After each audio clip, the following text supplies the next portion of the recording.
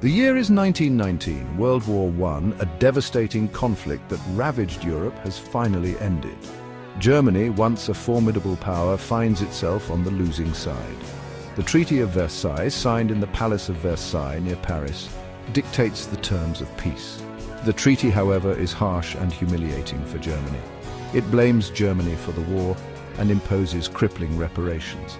Germany loses territory and is stripped of its military strength. The German people are devastated. They feel betrayed by their leaders and resentful of the treaty's terms. The economy is in ruins, with hyperinflation making life unbearable for ordinary Germans. Many are unemployed and struggling to feed their families. The social fabric of the nation is torn apart.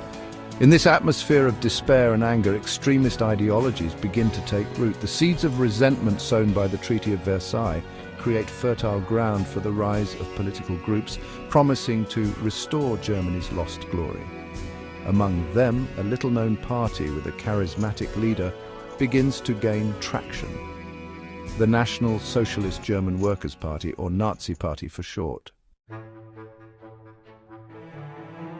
The 1920s brought a brief respite for Germany. The economy began to recover and there was a sense of cautious optimism in the air.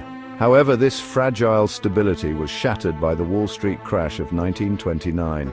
The global economic crisis that followed, known as the Great Depression, hit Germany particularly hard. Unemployment soared, businesses collapsed, and poverty became widespread. The Weimar Republic, the democratic government established in Germany after World War I, seemed powerless to alleviate the suffering of its people. The political climate became increasingly polarized. The Nazis, with their message of national revival and promises of economic recovery, found a receptive audience among the disillusioned and desperate. They skillfully exploited people's fears and anxieties, blaming the Jews, communists, and the Weimar Republic for Germany's misfortunes. Their propaganda, disseminated through rallies, posters, and newspapers, painted a picture of a strong and prosperous Germany under Nazi leadership. At the helm of the Nazi Party was Adolf Hitler, a charismatic and ruthless leader. Hitler, a veteran of World War I, was deeply affected by Germany's defeat and the ensuing humiliation.